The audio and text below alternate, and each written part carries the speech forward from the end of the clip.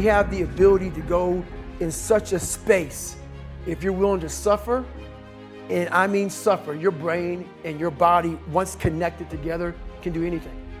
And this 30 miles was the life-changing moment. I was out of it. I was in the worst pain in my entire life.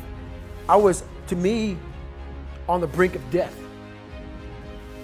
And I was able to chunk this 30 damn miles into small pieces. I was so driven, and I'm not gonna say motivated, because motivation's crap. Motivation comes and goes. When you're driven, whatever's in front of you will get destroyed. So I sat in this chair and I was so driven to succeed in this race. And at this time, everyone goes, were you thinking about the guys that died? And I'm not gonna lie to you, I wasn't. This became a personal thing. This became me against this race, me against the kids that called me nigger, me against me. It just became something that I took so violently personal. And I broke this thing down into small pieces. I said, okay, I gotta get nutrition. I gotta be able to stand up before I can get off this curb and get off this chair and be able to go 30 miles. So I went through all these small steps and I was able to stand up.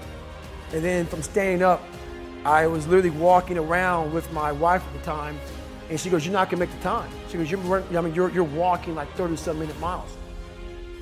I got to mile 81, and the second she said that I'm not gonna make the time, I ran the last 19 miles, nonstop.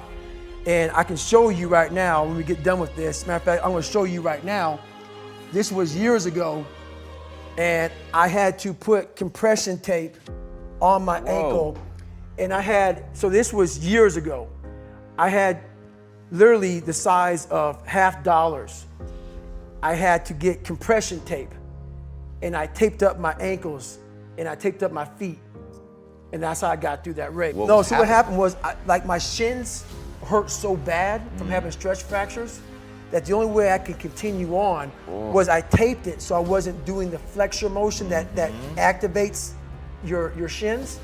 So I taped my ankles and my shins up, and I got that from, because in my third hell week, they weren't gonna let me go back to train anymore. Right.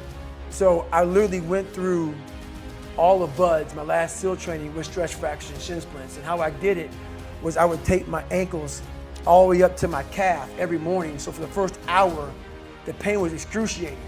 But what happened is my feet would go numb. And I did that every single day for 6 months.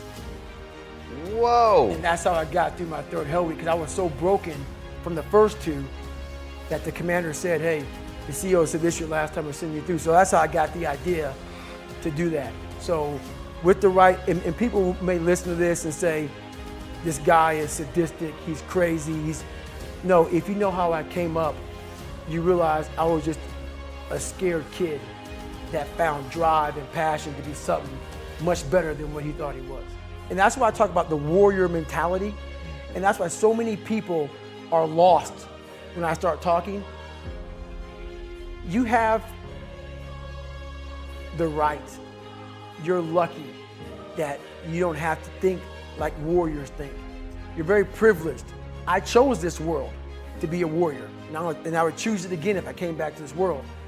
But the mentality of a warrior is very different than the normal mentality. You must be that person on that door, get ready to open it, thinking to yourself, if I die, so be it. The only way you can go in that door is knowing there's a great chance you're gonna die. It's like being a SEAL, you train with live ammo.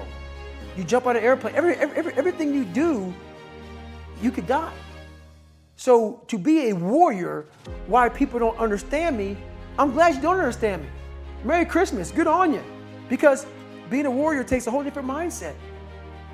A whole different mindset to know that there's a great chance I may not be in the military. Like I was in for 21 years. I'm lucky. I'm very lucky that I'm alive, able to talk to you, able to still run. But when you sign up on that dotted line to be like a SEAL, your mentality changes. I may not live. You gotta accept that. And that's the mentality you have. Look at yourself, man. Look at yourself. And it was that day, and a couple other days after that, I just got real with myself. And every day I came home, I called the accountability mirror. What am I gonna do today to change what I see in this mirror. What am I gonna do today? And a lot of it was I stopped sitting with the cool guys. I actually tucked my shirt in and went to school looking like, hey man, this is how I'm gonna look. If you don't like it, so be it. I had to really wear this layer of skin. I had to develop a really callous skin on me to take whatever you're gonna call me, you're gonna call me. Whatever I'm gonna be, I wasn't a geek, but whoever I am, you're gonna see me. You're gonna see me for who I am, because I need to change who I'm not. And that accountability mirror just became raw. And when I became fat over the years, because I fell back in the hole, I called myself fat, because I was fat. And people don't wanna do that. They wanna say, oh, don't call yourself fat. Don't call yourself dumb. If you're not real and raw with who the fuck you are, nothing's gonna change. And in this nice new world that we live in, we wanna hear, you're just a little big. No, man, you might be fat. And it's okay to hear that from yourself and from everybody else. So that's where it started at. And it's raw. It gets ugly sometimes with me in that mirror, but I'm also proud of myself to be able to tell myself that and then fix what's in that mirror.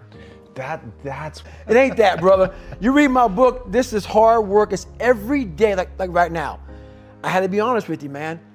I'm even shaking right now being on this show. I'm a big time introvert. How you address it is you face it. You face it every day. You face it every single day of your life. Where you say, okay, like if you're fat and you need to lose weight, it's patience. It's patience in this fact of accepting who you are right now. I'm fat, I don't like myself. Accepting the fact that if you lose 3 or 4 pounds, that's a huge accomplishment. You have to live in your own fucking world. You cannot judge yourself. That's why social media and all these things are horrible. You can't judge yourself off of the so-called competition that we have made up in our mind. The things that, how people look, how people act, how smart someone is. This is a race that you run completely alone. And you're all by yourself. I had tons of sticky notes all over my mirror. It wasn't like, be better than John or be as fast as whoever. Okay, David, yesterday you did this. Today, our next goal for the week is this.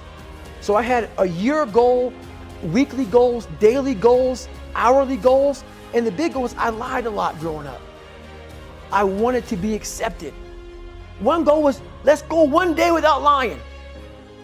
Let's go one day, and then when I would lie to somebody, I would say, hey man, now I had to go back now and apologize, say, hey man, I lied to you. You know how hard it is to go back to somebody and say, I lied to you? Hey man, you know what? Back there, I lied to you, dude. I was really jacked up. So I figured out these ways of total accountability. Like right now, I had to run this morning before I talked to you, because why? That's what I'm about. I'm about mind, body, fitness. A lot of folks talk so much shit about, hey, I'm gonna change your life. I'm gonna do this, I'm gonna do that. Are you accountable for what you're doing? Are you accountable? And I mean to the T for what you're saying. I am. And that's where it started. It started with that total accountability of, let's not lie today. Let's tell people the truth about who you are. And when you can get on and tell someone, like I'm doing right now, exactly how fucked up you are, that's the goal in life. To put your life on a billboard, on the busiest road, in the busiest highway in the world, and say, this is how fucked up I used to be. Take it or leave it.